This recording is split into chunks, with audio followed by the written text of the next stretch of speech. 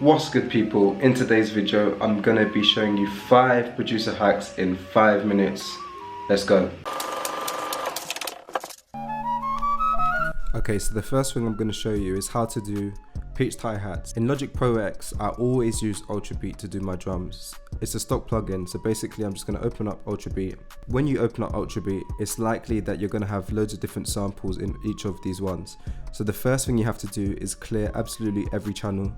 And what you do is you just go down to each one, you click on this arrow and you press unload sample to unload all the samples. Then once you've done that, you can go ahead and save it as your default. I've already gone ahead and done mine. This is a plain one. So in the first channel, sample 1, you're going to drag a sample into this box right here. So I'm going to go ahead and drag in a hi-hat, and I'm just going to drag the cursor over all of these, so it's going to play like this. And of course you can change up the pattern if you wanted to. Now what I'm going to do is drag this down, this pitch section, I'm going to drag it down to C2, and I'm going to press this button to drag it to the arrange window. So now we have the hi-hats over 4 bars, but as you can hear, it's in a low pitch. So what we're going to do is open this up and we're going to drag this up an octave.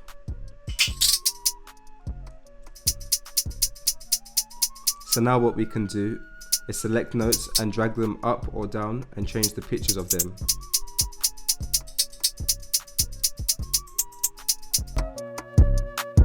The next thing I'm going to show you is how to do vocal chops. So right here I have a vocal sample. Don't say goodbye, don't make me cry.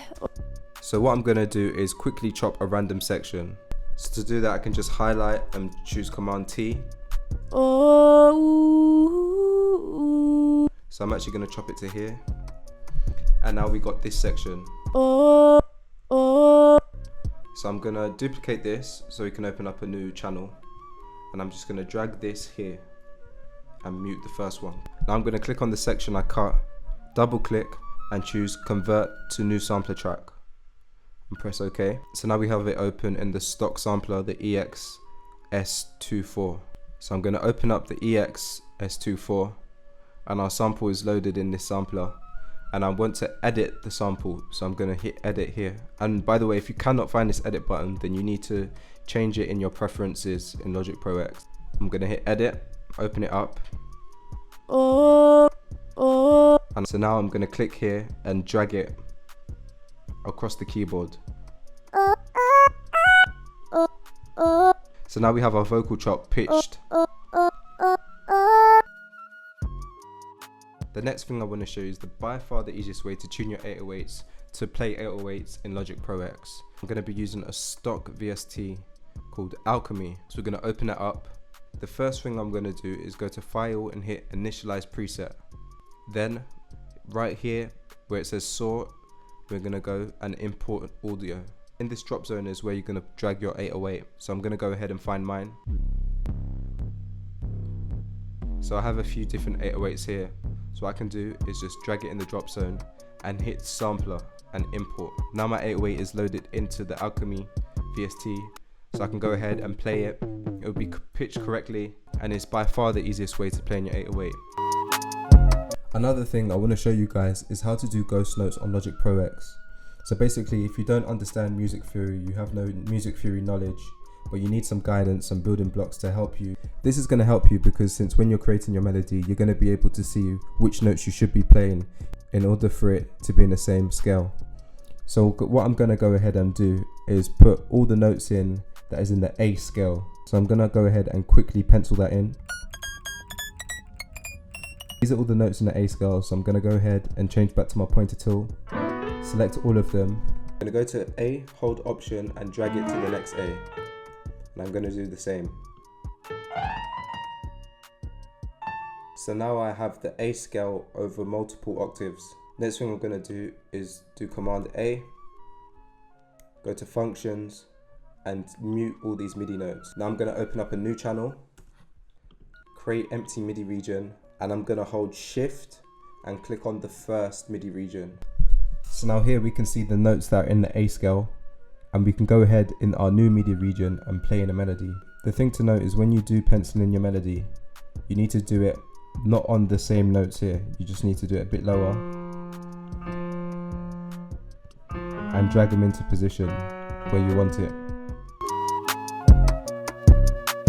The last thing I'm going to show you guys is how to humanize your melodies. This is important, especially if you're penciling in everything. Right now, I've dragged in one of my MIDI samples, and here's how it sounds.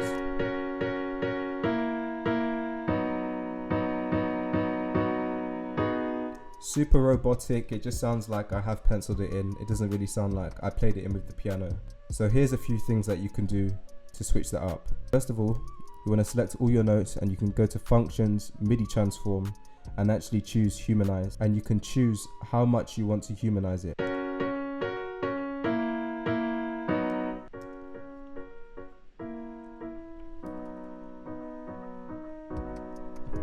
So right now it's changed up all the velocities and it sounds a bit different. It sounds a little bit more human, but the way I like to do it is actually do it manually.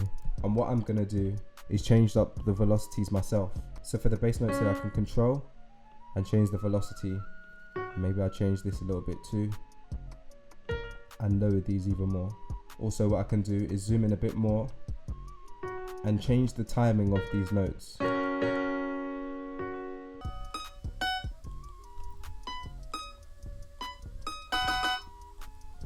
This is what we got now. Sounds a little bit more human, more as if I played it in with the keys. Another thing I would do to make the sound more human as well is to add in some reverb.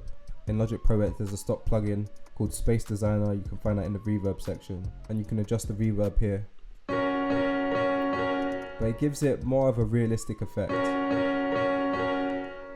Hope you guys enjoyed the video. If you did, make sure you hit that like. If you did, make sure you give this video a like, hit that thumbs up button, hit that subscribe button, and I'll see you in the future.